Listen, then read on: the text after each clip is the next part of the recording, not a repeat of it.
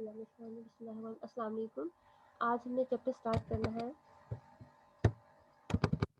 Fourth chapter है major of dispersion, और या फिर इसको मूवमेंट्स एंड स्क्यूनेस भी कहते हैं। ठीक है, इसका इंट्रो सबसे पहले पढ़ते हैं। मेजर ऑफ डिस्पर्जन की हमें ज़रूरत नहीं होती है।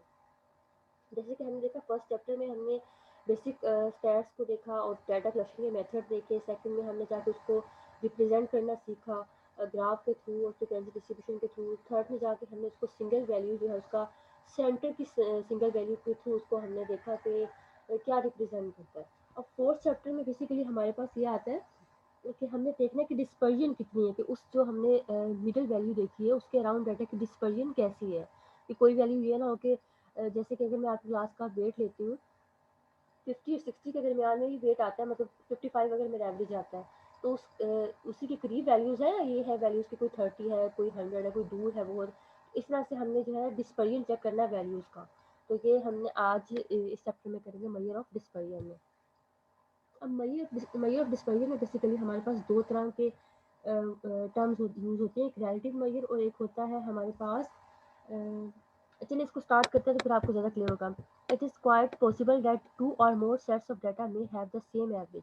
ठीक है, मीन मीडियन मोड हो सकता है सेम आ जाए दो डाटा सेट्स का, बट द इंडिविजुअल ऑब्जर्वेशन में differ considerably from the average. लेकिन जो है हो सकता है उस एवरेज की जो वैल्यूज़ आ रही हो, इंडिविजुअल वैल्यूज़ डिफरेंट हो, लेकिन एवरेज वो सबका सेम आ रहा है। दस values of central tendency does not adequately describe the data. For example मैं कहती हूँ कि आपके क्लास के दो सेक्शन है, सेक्शन ए और सेक्शन बी, तो मैं दोनों का एवरेज मार्क्स निकालती हूँ स्टैट्स के, तो दोनों के सेम आ जाते हैं। लेकिन इंडिविजुअल वैल्यूज है, हो सकता है कि वो डिफर कर रही हो, किसी के मार्क्स ज़्यादा हो क्लास में, किसी के मार्क्स कम हो, और किसी के जो है एक ही सेम जो है आपके एवरेज के अराउंड लाई कर रहे हो। इस तरह का डिस्पर्जन हो सकता है। तो हमने ये देखना है कि हो सकता है दो डाटा सेट्स का मीन तो सेम हो, लेकिन उसमें डिस्पर्जन वैल्यूज का क्या है। We therefore need some additional information concentrating with how the data are dispersed about the average. This is done measuring dispersion, by which we mean the extent to which in the observation in a sample or population vary about their mean. A quantity, अब यहाँ से याद रखना है, a quantity that measure this characteristic is called measure of dispersion भी कहते हैं, इसको measure of scatter भी कहते हैं, और measure of variability भी कहते हैं। ये MCQs के लिए important है, इसको dispersion भी कहते हैं, scatter भी और variability भी। जिस तरह से पीछे वाले चैप्टर को measure of standard tendency भी कहते थे, location भी कहते थे, और average भी कहते थे।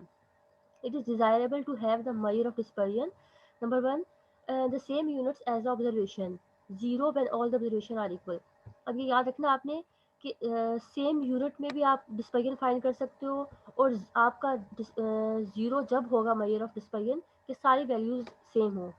जैसे कि कोई फॉर एग्जांपल डाटा उसमें 555 ऑब्जर्वेशन आ रही है, कोई इसमें वेरिएशन तो आ ही नहीं रही है, तो उसमें हमारा जो है मेजर डिस्पर्जन की वैल्यू ज़ीरो आ जाएगी। ठीक है, ये एमसीक्यूज में भी अक्सर आ जाता है कि आपको वो कोई एग्जांपल के तौर पर डाटा दे देंगे, कह देंगे इसका मेजर डिस्पर्जन क्या, सेम वैल्यूज होंगी।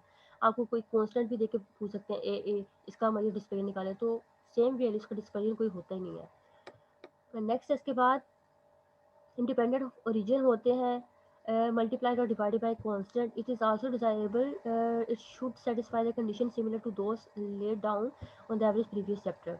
इसके बाद आता है आपका जो मेजर ऑफ डिस्पर्जन है, इसकी दो टाइप्स हैं, एक एब्सोल्यूट होती है और एक रिलेटिव होती है। एब्सोल्यूट की डेफिनेशन देख लें, ये अक्सर पेपर में आ जाती है, एब्सोल्यूट और रिलेटिव में डिफरेंस करें। An absolute major of dispersion is one that measures the dispersion in terms of the same units or the square of units। अब आपने याद रखना एब्सोल्यूट मेजर क्या है कि आपका जो है सेम यूनिट भी आ सकता है और स्क्वायर ऑफ यूनिट भी आ सकता है। स्क्वायर आएगा आपका वेरिएंस के केस में, और सेम यूनिट स्टैंडर्ड डेविएशन के केस में, रेंज के केस में। इस तरह से आपका सेम यूनिट भी आ सकते हैं और स्क्वायर ऑफ यूनिट्स भी आ सकता है as the units of the data. For example the units of the data are rupees, metres, kilograms. The units of measure of dispersion will also rupees, metres, kilograms. लेकिन relative measure of dispersion क्या होता है, MCQs में भी अक्सर आ जाता है कि रिलेटिव मेजर यूनिट लेस होता है या यूनिट उसमें इन्वॉल्व होता है, तो आपका रिलेटिव मेजर जो है यूनिट लेस होता है। A relative measure of dispersion is one that is expressed in the form of ratio, coefficient of or percentage and independent of the units of the measurement। ठीक है, ये आपका जो है रेशो की फॉर्म में होता है। कोफिशिएंट, अब आप कोफिशिएंट ऑफ वेरिएशन देखेंगे, इसमें किसी भी चीज़ का कोफिशिएंट आप देखें कैलकुलेट करते हैं तो इंडिपेंडेंट ऑफ यूनिट हो जाता है, उसमें यूनिट खत्म हो जाते हैं, कैंसिल आउट हो जाते हैं। ऊपर जो यूनिट होता है नीचे वाला यूनिट से कैंसिल होके वो यूनिट लेस हो जाता है। तो आप फॉर एग्जांपल किसी चीज़ का दो data set, different data sets का भी कंपेयर कर सकते हो। जैसे कि एक डाटा आपका रुपीज़ में है, उसका मीन और स्टैंडर्ड डेविएशन निकालेंगे तो कोएफिशिएंट ऑफ वेरिएशन निकालेंगे, वो रुपीज़ भी से कैंसिल होगी। एक डाटा सेट आपका केजी में है, उसको उन दोनों को आप जो है जो मीन कैलकुलेट करेंगे, स्टैंडर्ड डेविएशन कैलकुलेट करेंगे, आपस में कैंसिल आउट करके वो भी यूनिट लेस हो जाएगा। तो आप दोनों को डिफरेंट यूनिट्स वाले डाटा को भी कंपेयर कर सकते हो रिलेटिव मेजर में। It is useful for comparison of data for different nature। देखिए इन्होंने बता दिया a measure of standard deviation together with a measure of dispersion give the adequate description of the data। अब इसमें आपके पास जो बेसिक आते हैं, रेंज आता है, सेमी इंटरक्वार्टाइल रेंज आ सकता है, जिसे क्वार्टाइल डेविएशन भी कहते हैं। ठीक है, इसका ये दो नेम है, आपको भी सेमी इंटरक्वार्टाइल रेंज भी कह सकते हैं और कभी क्वार्टाइल डेविएशन भी कह सकते हैं। मीन डेविएशन या उसका दूसरा नाम होता है average deviation, variation and standard deviation. अच्छा, फर्स्ट पे आता है रेंज। अब रेंज आपने जो है सेकंड चैप्टर में कैलकुलेट करना सीखी थी। रेंज क्या होती है हमारे पास, maximum value minus minimum value, जैसे हम फ्रीक्वेंसी डिस्ट्रीब्यूशन में कैलकुलेट करते थे, सिमिलरली यहाँ पे भी रेंज यही होगी, maximum value minus minimum value. The range R is defined as the difference between the largest and the smallest observation in a data set of data. Similarly, the range is given by the relation is this। अब XM है यहाँ पे largest value और X note है smallest value. When the data group frequency distribution, अब अगर आपका group data आ जाता है तो फिर आपको कैलकुलेट करना आता है कि आप कैसे कैलकुलेट करते हैं। वेट केसेस बाय F करेंगे और उसी तरह से जो है आपको एक मैंने जो कमांड्स बताई थी उसी कमांड में रेंज का ऑप्शन भी आता है, तो आप रेंज फाइंड कर लेंगे। ठीक है, जब आपने रेंज फाइंड कर ली तो आपको कभी कभी कोफिशिएंट ऑफ डिस्पर्जन भी कह सकते हैं कि वो फाइंड करें। कोफिशिएंट ऑफ डिस्पर्जन फिर आपने कैसे फाइंड करना है, XM minus x note over XM plus x note. ये याद रखना है, ये बाय हैंड होगा, ये एसपीएसएस पे नहीं होगा। आप जो रेंज कैलकुलेट कर ली है, एक्सएम माइनस एक्स नोट या मिनिमम मैक्सिमम वैल्यू आपने देख ली है, उसके बाद आप एक्सएम माइनस एक्स नोट करेंगे, एक्सएम प्लस एक्स नोट करेंगे, तो ये आपको प्योर नंबर होगा, यूनिट लेस होगा या डायमेंशन लेस होगा। क्योंकि देखिए अगर फॉर एग्जांपल यहाँ पे वैल्यू आ रही थी 10 kg माइनस 5 kg, डिवाइसर में आ गया 10 kg प्लस 5 kg, ऊपर तो आ गई वैल्यू 5 kg, नीचे आ गई 15 kg। अब kg से कैंसिल होकर 5/15 वैल्यू आ गई हमारी, तो ठीक है, इसमें यूनिट इन्वॉल्व नहीं है। कोफिशिएंट ऑफ डिस्पर्जन आप ऐसे कैलकुलेट कर सकते हैं। ठीक है, ये आपको पता होना चाहिए, बाय हैंड करेंगे आप। अच्छा जी, अब ये आपके पास एग्जांपल है 4.1, that following are the obtained by the nice student given below। अब आपको डाटा है given basically ungroup data, find the range of the coefficient of dispersion. आपने कोफिशिएंट ऑफ डिस्पर्जन कैलकुलेट करना है और रेंज। चलिए इसको मैं आपको कैलकुलेट करके बता देती हूँ एग्जांपल। 4.1 में है हमारे पास अनग्रुप डाटा है, मैंने एंटर कर लिया एक्स वेरिएबल, एंटर कर लिया एक्स की वैल्यूज एंटर कर ली, उसके बाद मैं एनालाइज पे गई, डिस्क्रिप्टिव स्टैटिस्टिक पे वही सेम कमांड्स है हमारी, फ्रीक्वेंसीज पे गई, यहाँ से मैंने वेरिएबल एक्स को मूव किया, स्टैटिस्टिक्स पे जाके मैंने रेंज को हाईलाइट किया। ठीक है, और यहाँ से मैं कंटिन्यू कर दूंगी और ओके कर दूंगी, तो मेरे पास रेंज आ जाएगी। ठीक है, ये मेरे पास देखिए रेंज आ गई है, 16 आती है रेंज। अब हमने जो है इसमें से अगर आप बाय हैंड करना चाहते हैं तो आपने एक्सएम जो है मैक्सिमम वैल्यू देख ली, मिनिमम वैल्यू देख ली और ये रेंज कैलकुलेट कर ली, 16 ही आती है। फिर इसके बाद कोफिशिएंट ऑफ डिस्पर्जन के लिए आपने maximum minus minimum over maximum plus minimum, ये करके आपके पास ये वैल्यू आती है, यूनिट लेस होगी। ऊपर वाले में यूनिट इन्वॉल्व है, देखिए मार्क्स लिखा हुआ है, यहाँ पे ये कैंसिल आउट होके यूनिट लेस हो गया। नेक्स्ट टॉपिक है आपका सेमी इंटरक्वार्टाइल रेंज, और द क्वार्टाइल डिवीजन भी कहते हैं उसको, सेमी इंटरक्वार्टाइल रेंज भी कहते हैं। इंटर क्वार्टाइल रेंज जो आपने क्वार्टाइल्स मतलब निकालने सीखे थे ना, तीन हमारे पास होते हैं वो क्वार्टाइल, Q1 Q2 Q3, उसके थ्रू जो है बेसिकली आपने क्वार्टाइल डिवीजन निकालनी है। The inter quartile range is a measure of dispersion defined by the difference between third and the first quartile.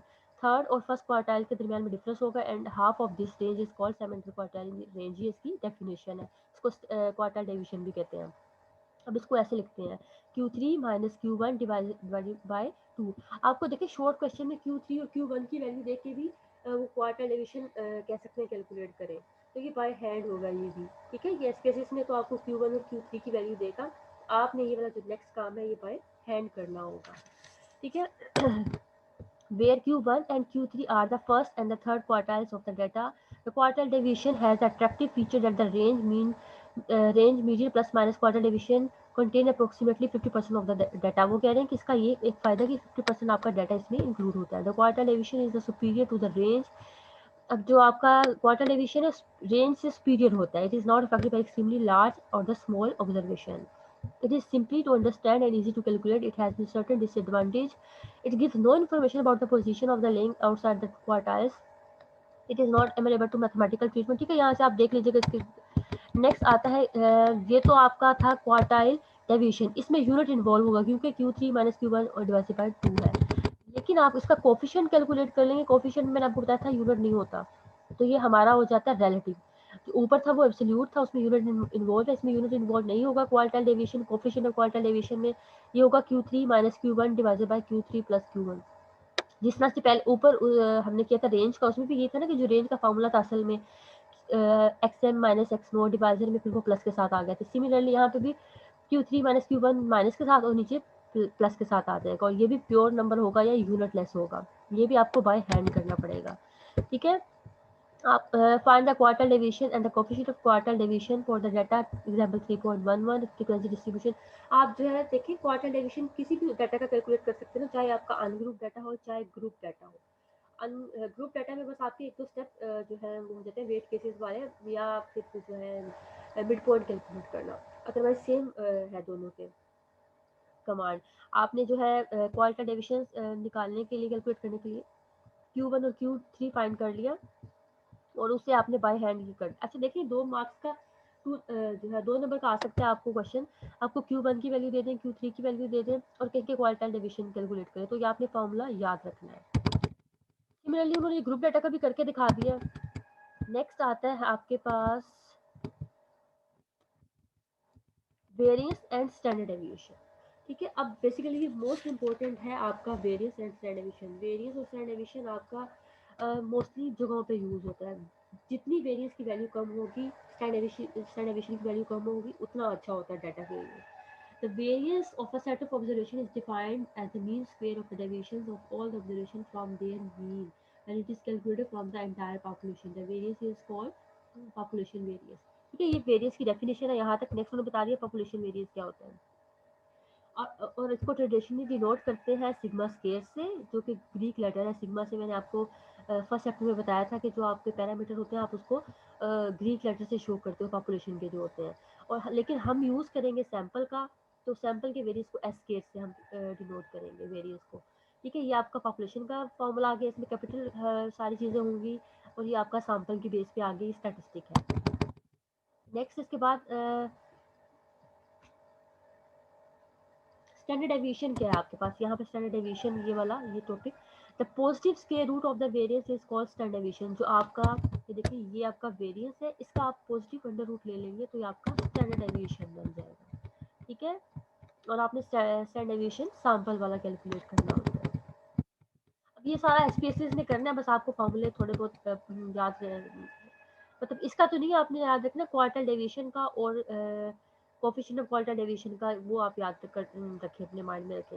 अच्छा इसके बाद आता है आपके पास कोफिशिएंट ऑफ स्टैंडर्ड डेविएशन भी अगर कभी पूछ सकते हैं, तो इसका भी आपने स्टैंडर्ड डेविएशन ओवर मीन इसका फार्मूला होता है। अभी ये हम नेक्स्ट जाएंगे कोफिशिएंट ऑफ वेरिएशन पे, उसमें भी आपका यही वाला फार्मूला यूज होगा।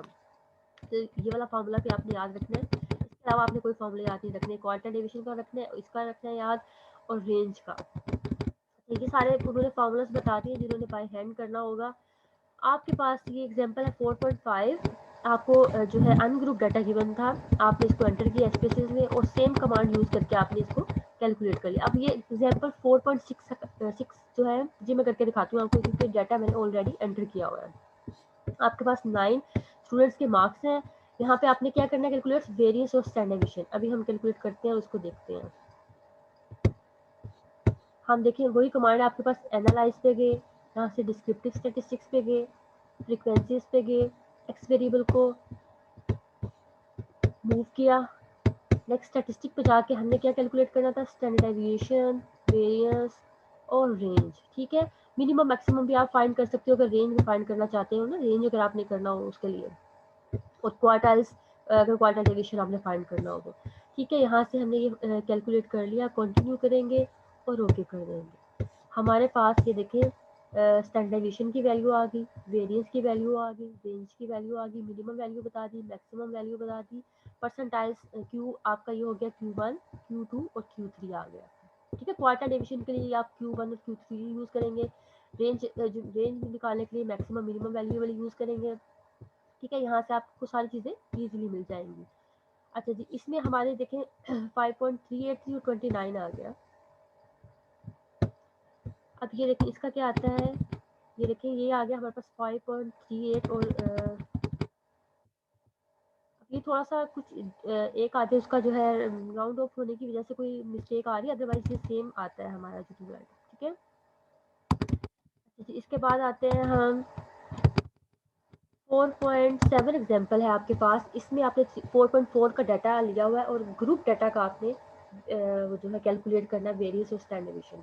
इसकी कमांड भी देखिए सेम होगी जिस तरह की आपकी मीन की थी। आपने जो वेट केसेस बाय एफ करना है, अपर लोअर फ्रीक्वेंसी एंटर करनी है, transform compute variable target variable में एक्स आपने कैलकुलेट कर लेना है मिड पॉइंट। फिर इसके बाद जो है आपका एनालाइज डिस्क्रिप्टिव स्टैटिस्टिक फ्रीक्वेंसी, यहाँ से स्टैंडर्ड डेविएशन और वेरिएंस को आपने हाईलाइट कर लेना और आपका हो जाएगा क्वेश्चन। हम क्वेश्चन एग्जांपल कौन सा डाटा लेना है, हमने 4.4 का डाटा। सबसे पहले तो हम करेंगे डाटा पे गए। फर्स्ट हमारा स्टेप होता है वेट केसेस, जब फ्रीक्वेंसी हमारे पास होती है, वेट केसेस बाय एफ किया, ओके कर दिया।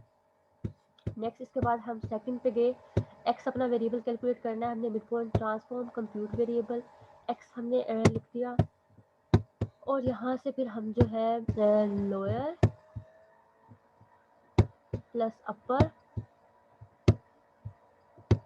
डिवाइडेड बाय 2 कर देंगे और यहाँ से हमारे पास कैलकुलेट होकर मिड पॉइंट आ जाएगा। अभी मिड पॉइंट आने के बाद हमारा स्टेप होगा last step, analyse descriptive statistic. Frequencies पे गए, यहाँ से हमने एक्स वेरिएबल को मूव किया और स्टैटिस्टिक पे जाके हमने हाईलाइट किया स्टैंडर्ड डेविएशन और वेरिएंस ही चाहिए हमें, बस इन दोनों को ही करते हैं, कंटिन्यू कर दिया। ओके, अभी देखिए स्टैंडर्ड डेविएशन 35 आ गया, वेरिएंस 1236 आ गया। अब हम जाकर देखते हैं अपनी बुक से।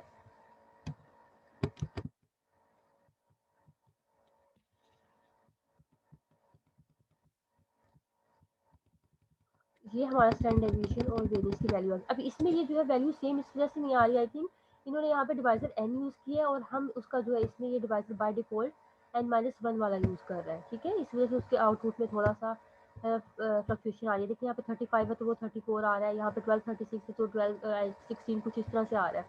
तो यहाँ पे वो इसका डिवाइजर n-1 ले रहा है m की जगह पे, तो इससे आपका क्वेश्चन गलत नहीं होगा। ठीक है, आपने कंफ्यूज नहीं होना कि हमारा क्वेश्चन गलत हो गया, रिजल्ट सेम नहीं आ रहे हैं, आपका क्वेश्चन ठीक ही होगा।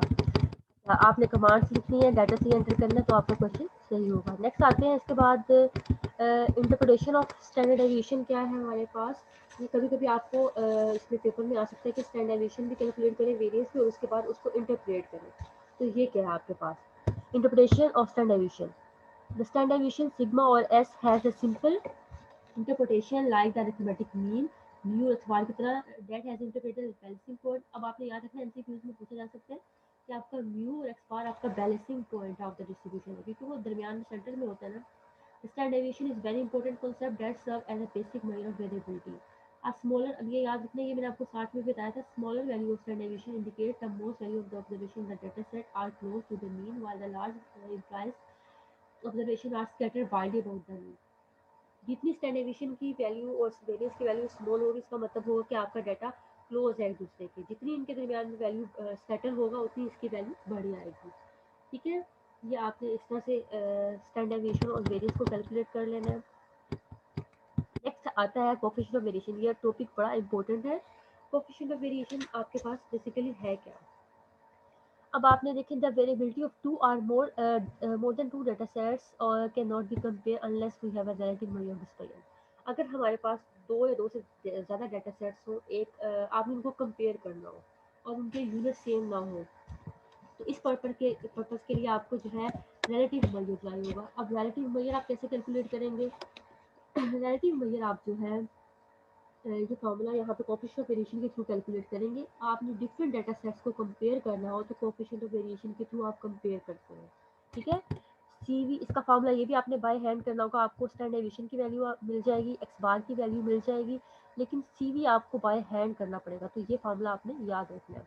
अभी आपको जब मैं स्टैंडर्ड डेविएशन का फॉर्मूला बता थी, वहाँ पे भी आया था standard deviation of x bar over mean, multiply by 100 वहाँ पे नहीं किया हुआ था, जस्ट यहाँ पे मल्टीप्लाई बाय 100 भी करना, जितना भी ये कोएफिशिएंट ऑफ वेरिएशन बनेगा ये आपने याद रखना है। ये सैंपल के लिए और ये पॉपुलेशन, और यूज़ हम सैंपल वाला ही करते हैं। अच्छा, इसके बाद एज अ कोएफिशिएंट, अब याद रखना इसको इंटरप्रिटेशन करने के लिए ज़रूर आता है, तो ये क्या, ये क्वेश्चन आते ही है पेपर में mostly. As the coefficient of variation is a pure number without unit, ठीक है, ये प्योर नंबर है विदाउट यूनिट्स है।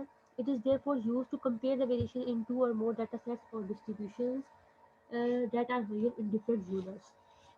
One may be measured in hours and other may be kilograms or rupees. A large value, अब यहाँ से सुने, large value of CV indicate the variability is greater and small value CV indicates less variability. अब आप जब CV दो data sets की calculate करेंगे, जिसका CV बड़ा होगा इसका मतलब है उसमें वेरिएबिलिटी ज़्यादा है, और जिसका CV छोटा होगा उसका मतलब है उसमें वेरिएबिलिटी कम है, ठीक है। तो वेरिएबिलिटी के पॉइंट ऑफ व्यू से हो गया। अब नेक्स्ट देखें क्या है। The coefficient of variation is also used to compare the performance of two candidates or of the two players given their scores in a various players or games. The smaller the coefficient of variation, the more consistent is the performance of the candidates or players. Thus it is used. अब ये याद रखना है, यहाँ पे ऊपर वाले में वेरिएबिलिटी के लिए था, जिसमें मोर वेरिएबिलिटी होगी, ठीक है, और लेस वेरिएबिलिटी आपको शो करेगी सीवी की स्मॉलर वैल्यू। लेकिन यहाँ पे उन्होंने क्या कहा है, smaller value of coefficient of variation जो आपको कंसिस्टेंट बताएगी, मोर कंसिस्टेंट है, जिसकी वैल्यू छोटी होगी वो मोर कंसिस्टेंट होगा, जिसकी वैल्यू CV की बड़ी होगी इसका मतलब है वो कंसिस्टेंट नहीं है। Should be noted that the coefficient of unreliable method arithmetically is very small. अच्छा जी, अब आपको एग्जांपल है 4.9 एग्जांपल है। Using the coefficient of variation determine whether or not there is greater variation among the prices certain commodities are given in live hours under the test. आपको एक variable है price और एक आपको वेरिएबल गिवन है life in hours. अब दो different data set, एक रुपीज़ में है एक आवर्स में है, तो आपने इनको कंपेयर कैसे करना है, कोएफिशिएंट ऑफ वेरिएशन के थ्रू कंपेयर करेंगे आप, ठीक है। आपने एसपीएसएस में एंटर कर दिया एक वेरिएबल एक्स और एक आपने वेरिएबल वाई रख लिया।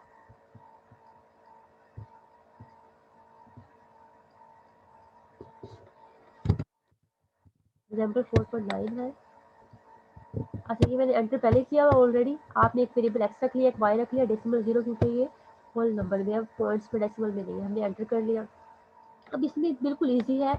आपकी अगर ग्रुप डाटा होता है तो वेट केसेस बाय फ्रीक्वेंसी करना पड़ता है, लेकिन यहाँ पे ग्रुप डाटा है ही नहीं, तो इसलिए आप एनालाइज पे गए, डिस्क्रिप्टिव पे गए, ये दोनों अनग्रुप डाटा सेट्स हैं, फ्रीक्वेंसीज पे गए, दोनों को मूव करना है, दोनों का आपने स्टैंडर्डाइजेशन भी निकालना है और वेरियंस भी कैलकुलेट करना है। नेक्स्ट आप स्टैटिस्टिक पे गए, यहाँ से आपने मीन कैलकुलेट किया, ये स्टैंडर्ड टेंडेंसी से मीन चाहिए आपको, यहाँ से आपको स्टैंडर्डाइजेशन चाहिए, आप वेरियंस को वैसे कैलकुलेट कर सकते हो। नेक्स्ट आप गया, आपके पास कंटिन्यू और ओके कर दिया।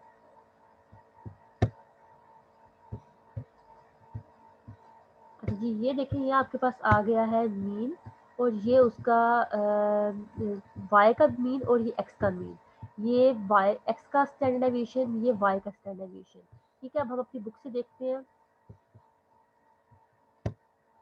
ये देखिए बुक में भी आपको कैलकुलेट, मैनुअल कैलकुलेट करने के बाद ये आ गया आपका, देखिए मीन 18, वहाँ पे भी 18 आ रहा था, ये 211 और वो भी 211 था, ये 7.66 है और 78। अब इसमें थोड़ा सा स्टैंडर्डाइजेशन में जो है आपका एसपीएसएस में रिजल्ट चेंज आ जाता है, एग्जैक्ट वो नहीं आ रहा है, यहाँ पे 87 आ रहा है, ये 8.56 आ रहा है, तो ठीक है, इससे आपको कोई प्रॉब्लम नहीं होगा, आप इसको ऐसे ही करें, जो आपका आ रही है वैल्यू आप उसके अकॉर्डिंग करेंगे। आपने ये लिख ली वैल्यूज। अब नेक्स्ट स्टेप जो है आपका CV S over x bar multiply by 100, ये आपको बाय हैंड करना पड़ेगा, ये भी आपको बाय हैंड, दोनों का CV कैलकुलेट किया, एक का CV आपका आ गया 41.60, एक का आ गया CV 37.15। अभी हमने पढ़ा था जिसका CV बड़ा होता है उसमें मोर वेरिएबिलिटी होती है, जिसका कम होता है उसमें लेस वेरिएबिलिटी होती है, ठीक है।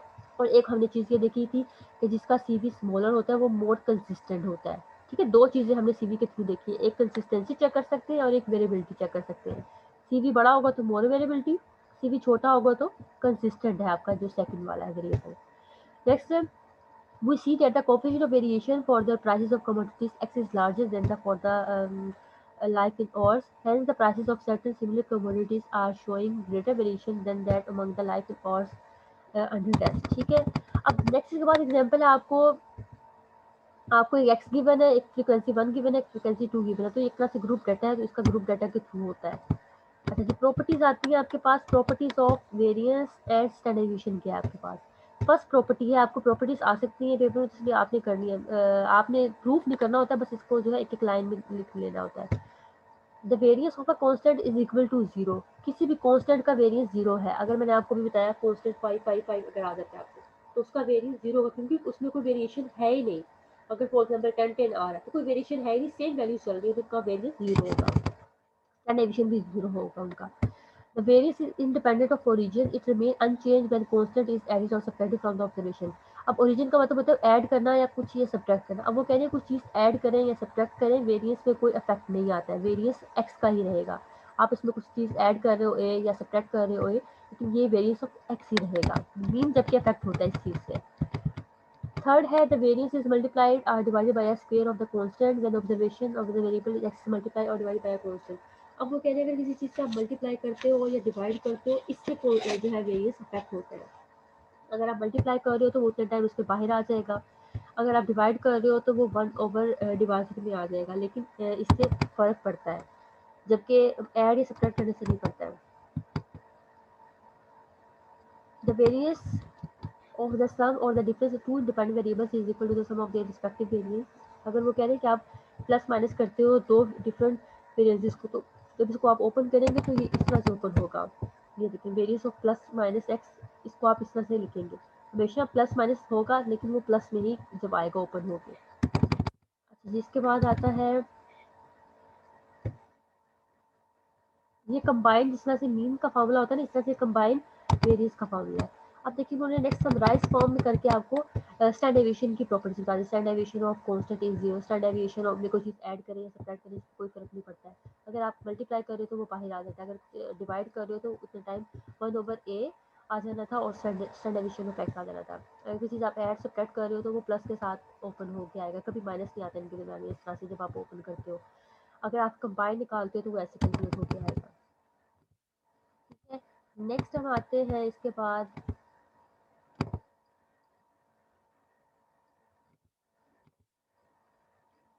लास्ट है टॉपिक इस चैप्टर का,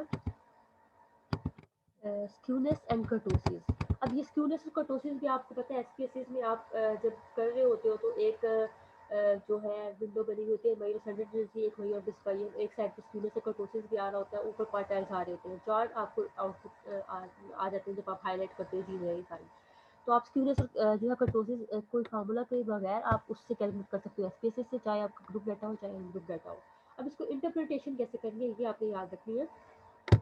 A distribution in which the values equidistant from the mean have equal frequencies is defined by symmetrical। अब ये तो आपको पता है कि अगर equidistance होता है मीन से तो बेसिकली ये आपका सिमेट्रिक डाटा होता है। डिपार्चर फ्रॉम सिमेट्री, अगर सिमेट्री नहीं है तो वो स्क्यूनेस होगी इसके अंदर। It is important to know that the preferably symmetrical distribution the mean median mode are constant. अब ये आपको एमसीक्यूज में आ सकता है, याद रखना मीन मीडियन मोड आपके इक्वल होते हैं सिमेट्रिकल डिस्ट्रीब्यूशन में। नेक्स्ट इसके बाद the value these values are pulled apart from their distribution departure from symmetry and consequently one tail longer than the other. अब आपको पता है राइट टेल भी होती है आपके पास, इसका मतलब है पॉजिटिवली स्क्यूड, एंड जब लेफ्ट टेल लंबी होती है तो फिर आपका नेगेटिवली स्क्यूड हो जाता है। इसको हमने प्रीवियस जो है चैप्टर में भी देखा था। अब ये रिलेशन एग्जिस्ट करता है, ये एमसीक्यूज में आ जाता है अक्सर। ये mean greater than median greater than mode होता है, तो ये आपका पॉजिटिवली स्क्यूड का होता है, mean less than median less than. अब इन्होंने यहाँ पे इसको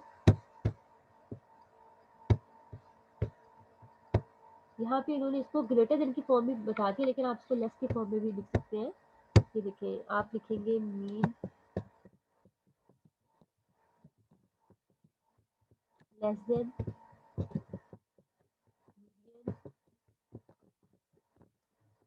लेस देन मोड।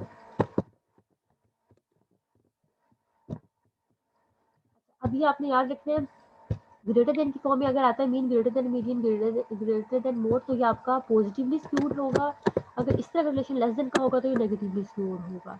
अब ये चीज़ याद रखें, देखिए मीडियन दरमियान में आएगा, मीडियन हमेशा सैंडविच होता है दोनों के दरमियान में, चाहे आपका पॉजिटिवली स्क्यूड हो नेगेटिवली स्क्यूड हो, मीडियन ने दरमियान में आना है। मोड कहाँ पे आता है, जहाँ पे हाईएस्ट फ्रीक्वेंसी होती है वहाँ पे मोड आ जाता है। अब देखिए जैसे कि नेगेटिवली स्क्यूड है, जहाँ पे इसकी फ्रीक्वेंसी ज़्यादा थी मोड वहाँ पे आ गया। ये तो आपको पता है ना, मोड की जहाँ फ्रीक्वेंसी मोस्ट फ्रीक्वेंट होता है आपका जो डाटा सेट में, जहाँ पे फ्रीक्वेंसी हाई आएगी वहाँ पे ये मोड हो जाएगा। अब मोड तो इस साइड पे आ गया और मीडियन है दरमियान में आना ही आना है, और उसके बाद फिर मीन आ जाएगा। तो इस केस में सबसे ज़्यादा बड़ा आपका जो है मोड है, उसके बाद आपका सेकंड पे आ जाएगा मीडियन, थर्ड पे आपका आ जाएगा मीन। ठीक है, नेगेटिव स्क्यूड में।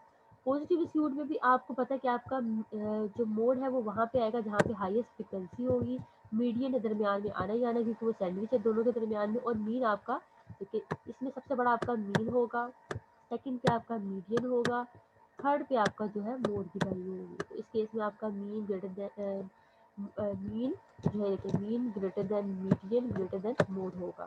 ठीक है,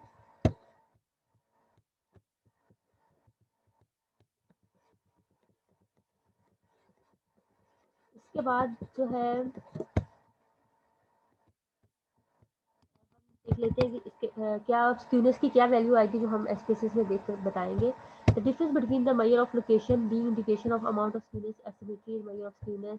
अब ठीक है, इस थ्योरी को आपने अच्छी तरह से देख लेना है, लेकिन हमारे पास स्टैंडर्ड क्या होता है, आपने फार्मूला के थ्रू तो करना नहीं है, आपने बेसिकली एसपीएसएस में कैलकुलेट कर लेना है।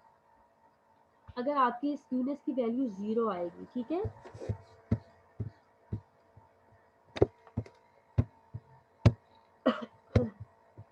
अगर स्क्यूनेस की वैल्यू 0 आती है, 0 के करीब आती है, तो इसका मतलब है कि आपका डाटा है सिमेट्रिक है, इसमें नो स्क्यूनेस है। ठीक है, ये सिमेट्रिक हो जाएगा।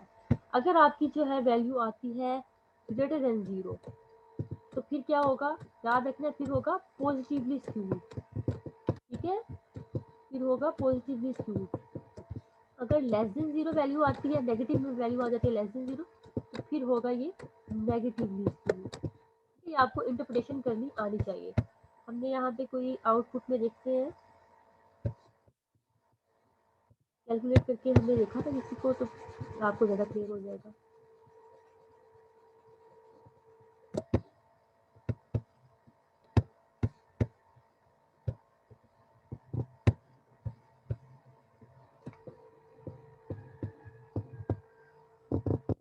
जैसे कर्टोसिस हमने कहीं पे भी हाईलाइट नहीं किया था। अच्छा चलिए हम इसको कोई एक क्वेश्चन देख के इसको हाईलाइट कर लेते हैं। डिस्क्रीट का केस देख लेते हैं फिलहाल। हम एनालाइज पे गए, यहाँ से डिस्क्रिप्टिव स्टैटिस्टिक फ्रीक्वेंसीज। अब स्टैटिस्टिक में जाके हमने हाईलाइट कर दिया स्क्यूनेस एंड कर्टोसिस, कंटिन्यू किया एंड ओके कर दिया। अब हमारे पास स्क्यूनेस और कर्टोसिस की वैल्यू देखते हैं क्या आती है।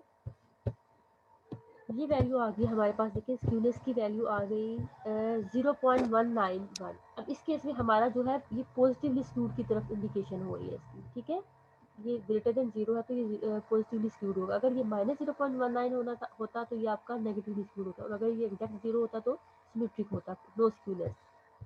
अच्छा इसके बाद आते हैं, यहाँ से आप इसको रीड कर लीजिएगा। बेसिकली ये तो मैनुअल करने के लिए उन्होंने बताया कि क्या आप कर सकते हो। आगे आता है कर्टोसिस। अब कर्टोसिस में क्या है, कर्टोसिस आपको बताता है बेसिकली कि आपके डाटा की किस तरह का फ्लैटनेस है, मतलब आपका डाटा डिस्ट्रीब्यूशन सिमेट्रिक है, उसमें मोर जो है पीक है या कम पीक है, फ्लैटर है, ये सारी चीज़ें हमें बताता है कर्टोसिस में। अब कर्टोसिस में बेसिकली हम 3 के साथ कंपेयर करते हैं इसको।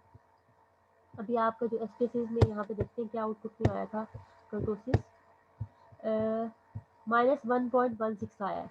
तो ये शो कर रहा है आपका डाटा कि कर्टोसिस जो है वो यहाँ पे क्या होगी, लेस देन 3 होगा, तो इसका मतलब फ्लैटन होगा, या फिर आप इसको कह सकते हो प्लेटोकर्टिक होगा। ठीक है, यहाँ पे मैं आपको बताती हूँ, अगर इक्वल टू 3 वैल्यू आती है तो ये आपका मतलब है मेसोकर्टिक है या सिमेट्रिक है। ग्रेटर देन 3 आती है वैल्यू तो इसका मतलब है लेप्टोकर्टिक है। लेस देन 3 वैल्यू आती है तो इसका मतलब है आपका प्लेटोकर्टिक है, जो डिस्ट्रीब्यूशन का बिहेवियर है। ठीक है, याद रखना है, अगर एग्जैक्ट 3 आती है तो मेसोकर्टिक होगा, यानी कि सिमेट्रिक शेप होगी। अगर लेस देन 3 होगी वैल्यू आ रही है तो आपका प्लेटोकर्टिक होगा। अगर ग्रेटर देन 3 आ रही है तो इसका मतलब है ये लेप्टोकर्टिक होगा। ठीक है, तो ये जो आपको बेसिकली डिस्क्रिप्शन इसकी जो सारी थ्योरी है उसमें भी यही चीज़ें बताई हुई है। Kurtosis are usually measured the fourth standardize, ये तो आपको नहीं यहाँ से समझ आएगी क्योंकि आपने मूवमेंट्स के बारे में पढ़ा नहीं था। ये आपको पीकनेस और फ्लैटनेस के बारे में बताता है, यूनिमोडल डिस्ट्रीब्यूशन के बारे में। When the values very are closely bunched round the board in such a way that lactoferric, देखिए अब lactoferric में आपकी जो वैल्यूज क्लोज है एक दूसरे के, इस बोर्ड के करीब करीब सारी वैल्यूज आ रही हैं। If on the other hand the curve is flat top, we say that the plateauferric, और अगर आप देखेंगे इस तरह का फ्लैट होगा तो ये plateauferric हो जाएगा।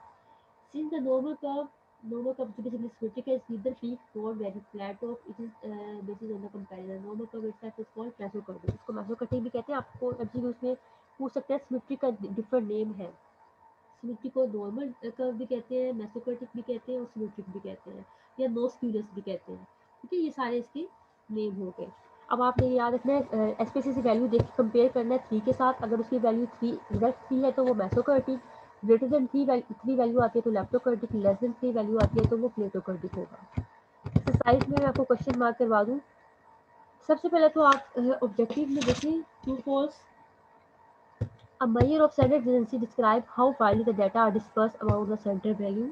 तो यहाँ पे आपका ये फॉल्स है, डिस्पर्जन आएगा, सेंटर टेंडेंसी नहीं आएगा। अब देखिए ये वही जो मैं चीज़ आपको बता रही थी, स्टैंडर्ड डेविएशन ऑफ कांस्टेंट आप उन्होंने लिखा हुआ 5, ये फॉल्स होगा, इसका स्टैंडर्ड डेविएशन 0 आएगा क्योंकि इसमें वेरिएशन तो है ही नहीं। The unit of measure for the standard score is always standard deviation, ये ट्रू है। For a bell shaped distribution the range is approximately equal to 6, standard deviation ये भी ट्रू है, लेकिन ये हमने पढ़ा नहीं था टॉपिक में। The difference between the largest and smallest value, ये आपका क्वार्टाइल डिवीजन रेंज कहलाता है। नेक्स्ट इसके बाद आता है the square of the variance is called standard deviation, mean square root of the variance होता है वो स्टैंडर्ड डेविएशन होता है। The coefficient of variation is absolute measure, coefficient of variation आपका रिलेटिव होता है क्योंकि उसमें यूनिट नहीं होता है। The quantitative deviation is based on the two values in the series, ये बेसिकली जो फॉल्स है क्योंकि रेंज होता है दो वैल्यूज पे बेस करता है सिर्फ। The square root of the variance of distribution is absolute deviation, ये स्टैंडर्ड डेविएशन होता है square root of variance. Next आता है इसके बाद first the main disadvantage of the range is that, इसमें आ जाएगा does not use all the observation, it can be influenced by extreme values. अब ये क्योंकि होते एक्सट्रीम पे है तो एक्सट्रीम से इफेक्टिव होगा और ये सारी ऑब्जर्वेशन पे बेस नहीं करता, इसमें बी आ जाएगा, सी ऑप्शन आ जाएगा। Which one of the following is not major of dispersion, इसमें हमारा आ जाएगा सेकंड क्वार्टाइल जो है आपका, वो जो है मेजर ऑफ डिस्पर्जन नहीं है, वो तो बेसिकली क्वार्टाइल्स है ना, मेजर ऑफ सेंट्रल टेंडेंसी है। Which of the following is not a measure of dispersion, इस थर्ड वाले में क्या आ जाएगा, mean of the values of the largest and the smallest items. Next आ जाएगा standard deviation is square root of the variance. इसके बाद आ जाएगा नेक्स्ट पेज पर the coefficient of variation is measured in, अब इसमें क्या आ जाएगा हमारे पास, कोएफिशिएंट ऑफ वेरिएशन आप परसेंटेज में मेजर करते हैं, ठीक है, ये याद रखना है। If the original values units are measured in pounds, तो वेरियंस किस में आ जाएगा, वेरियंस आपको पता है स्क्वायर रूट होता है किसी चीज़ का, स्क्वायर रूट नहीं होता सॉरी, स्क्वायर होता है, तो ये आपका पाउंड स्क्वायर में आ जाएगा सेकंड वाला ऑप्शन। अगर स्टैंडर्ड डेविएशन होता तो वो यूनिट में आता, वेरियंस है तो वो स्क्वायर फॉर्म में आएगा। If the tail of the frequency distribution is positive direction to the right, the coefficient of skewness is 7 वाले का क्या आ जाएगा हमारे पास 0, ठीक है। If the standard deviation of the frequency distribution is 10, the mean is this, median is this, and the mode is 250. The coefficient of skewness is, अब इसमें आपने बताना है coefficient of skewness आपका क्या होगा, इसमें आपका कोएफिशिएंट ऑफ स्क्यूनेस 0 हो जाएगा और ऊपर वाले में सॉरी पॉजिटिव आता है, अगर आपकी टेल जो है पॉजिटिव डायरेक्शन में है तो वो पॉजिटिव आ जाएगा। यहाँ पे ये इसमें आ जाएगा 8 वाले में 0 आ जाएगा, ठीक है। स्टैंडर्ड डेविएशन आपका फ्रीक्वेंसी डिस्ट्रीब्यूशन का 10 है, मीन ये है, मीडियन ये है, मोड ये, तो कोएफिशिएंट ऑफ स्क्यूनेस क्या होगा, कोएफिशिएंट ऑफ स्क्यूनेस आप कैलकुलेट करेंगे तो वो 0 आएगा। अब यहाँ पे ये तो मैंने आपको एसपीसीस के थ्रू बताया, बाय हैंड तो बताया नहीं था। Which of the following statement is true, इसमें क्या आ जाएगा आपके पास the standard deviation is less than the range. 10 में क्या आ जाएगा, which of the following is not property of the standard deviation, 10 वाला इसमें आ जाएगा it is always negative number, कि आप वो कह रहे हैं कि स्टैंडर्ड डेविएशन के लिए कौन सी चीज़ सही है, स्टैंडर्ड डेविएशन कभी भी नेगेटिव नहीं होगा, पॉजिटिव वैल्यू होगी और जो आपका वेरिएंस है वो भी पॉजिटिव होगा। इसके बाद आ जाता है if the distribution has zero standard deviation then the following which is true, all observation are equal होंगी तो 0 आएगा standard deviation या variance। The empirical rules generally can be applied empirical rule जो है कहाँ पे अप्लाई किया जाता है, बेल शेप डिस्ट्रीब्यूशन पे। Symmetrical distribution will always have skewness equal to, symmetrical में स्क्यूनेस होती नहीं है तो स्क्यूनेस 0 होगी इसमें। नेक्स्ट आ जाएगा for normal distribution the measure of kurtosis equal to 3, ठीक है, नॉर्मल के लिए 3 होता है। नेक्स्ट इसके बाद आ जाएगा कि आपको वैल्यूज गिवन है तो आप कोएफिशिएंट ऑफ वेरिएशन कैलकुलेट करें तो उसको आप स्पेसेस में एंटर करेंगे, इसका मीन निकालेंगे, वेरिएंस स्टैंडर्ड डेविएशन कैलकुलेट करेंगे और S of x bar multiply by 100 करके कैलकुलेट कर लेंगे। अब यहाँ पे एक टॉपिक मुझे लगता है हमने मिस कर दिया है कि आपको अगर आ जाए स्टैंडर्ड यूनिट में लिखा है कि कैसे करते हैं, तो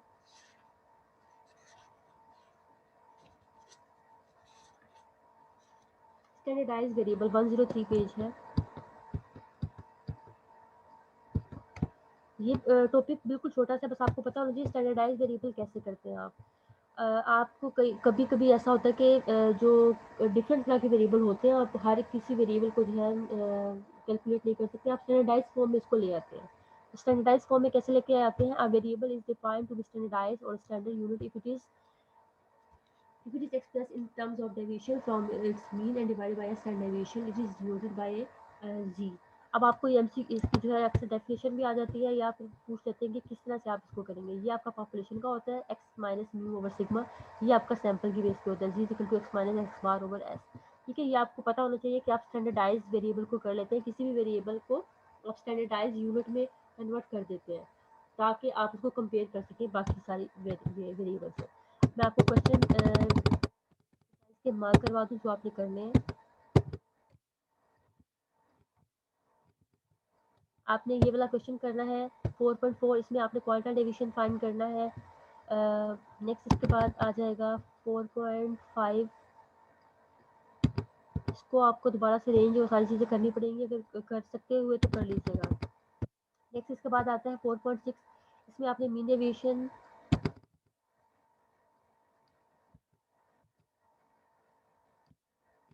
नेक्स्ट आ जाए इसके बाद क्वार्टर डिवीजन करना है इसमें और मीन डेविएशन करना है आपने। ये क्वेश्चन नंबर इस पर बुक में क्लियर नहीं हो रहा है ये वाला,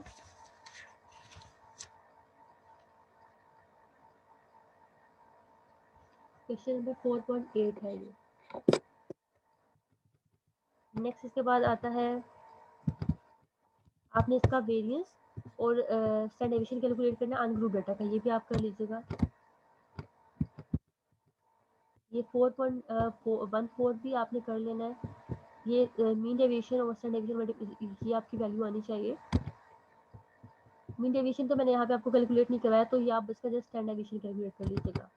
ये आपके पास है, इसका आपने मीन स्टैंडर्ड डेविएशन कैलकुलेट करना है, एक्स एंटर करेंगे, एफ एंटर करेंगे, तो इसमें आपका जो है कंप्यूट वेरिएबल वाली कमांड कम हो जाएगी, ट्रांसफॉर्म कंप्यूट वेरिएबल, क्योंकि एक्स आपको ऑलरेडी गिवन है मिड पॉइंट। नेक्स्ट इसके बाद आता है ये आपको क्वेश्चन गिवन है, इसमें आपने क्या करना है, ये भी चीज़ हमने नहीं कैलकुलेट की थी।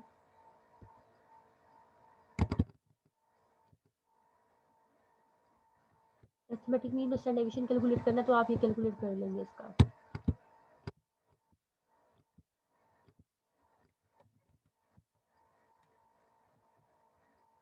इस वाले का आपने कैलकुलेट करना स्टैंडर्ड डेविएशन, ये भी आप कैलकुलेट कर लेंगे, आपका ग्रुप डाटा है सिंपल। ये वाला क्वेश्चन जो है आपका कोफिशिएंट ऑफ वेरिएशन वाला, आपने बताना मोर कंसिस्टेंट कौन है, जिसका सीवी आपका छोटा होता है वो मोर कंसिस्टेंट होता है, जिसका सीवी बड़ा होता है वो मोर वेरिएबल होता है। ये आपके पास दो डाटा सेट्स हैं डिस्क्रीट के, सॉरी अनग्रुप डाटा सेट्स हैं, तो आपने इन दोनों के लिए कर लिया ये क्वेश्चन करना है, ये इंपॉर्टेंट क्वेश्चन है। ये भी आपके पास अनग्रुप डाटा, तो आपने इसको भी कर लेना है। और ये आपके पास डाटा है, इसमें आपने कैलकुलेट करना है स्टैंडर्ड डेविएशन।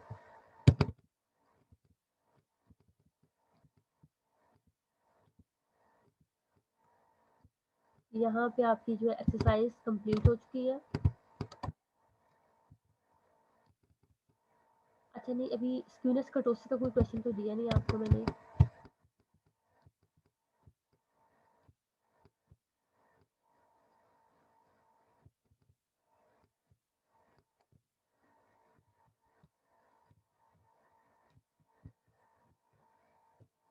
इन क्वेश्चन में आपने जो है ये वाला क्वेश्चन 4.42 और जो है 4.41, इसका आपने स्क्यूनेस और कर्टोसिस करना है इन दोनों क्वेश्चंस का भी।